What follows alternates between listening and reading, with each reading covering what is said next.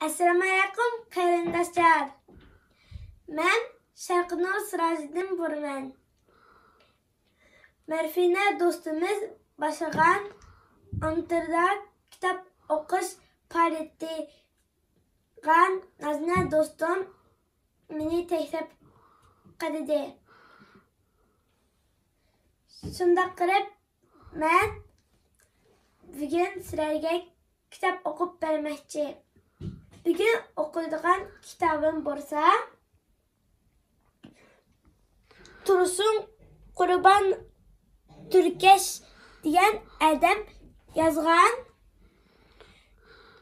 Şarq rivayetlerde Erşir Navoiy diyen kitabını okuyup beraman.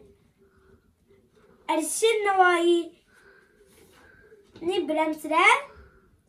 Erşir Navoiy borsa bizning ulug' shoirimiz. Men bugun bu kitobning birinchi qismininki birinchi betini o'qib beray. Ershir bilan Burbur. Ilgirki zamonida G'iyosiddin kichik degan kishining Ershir ismli o'g'li bo'lgan ekan. U bolalikdan oqko'ngil ve direkt vurup ösüptü.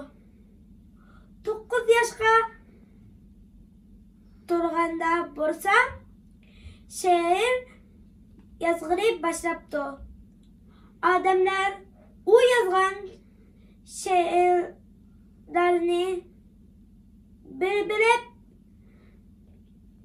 tanışaydigan bo'lishibdi.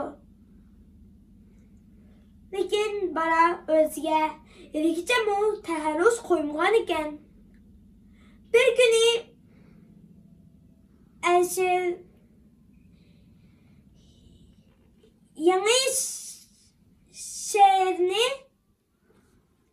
yozibdi da boqqa kirib uni yuqorqi ovozda bilan o'qishga boshlabdi. Şu paytda bog'dagi terakka chiramshiqan qirq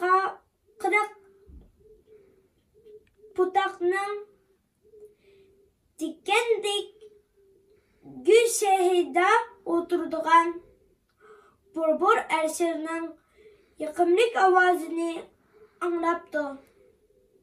Yosh shoirining gah qo'ng'iroqdek, jaranglik, gah tanışalmidek mayit ovozini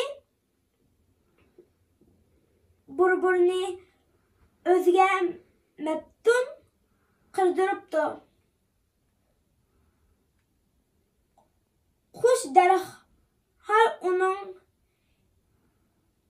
yerkesiga qo'nib, "Ey, xush ovozli shoir, sen o'qigan she'rlar taniki Burbur Navoiysinmi? Yoqimli ekan. Ismingni bilsam bo'lamdi?" deb so'rabdi.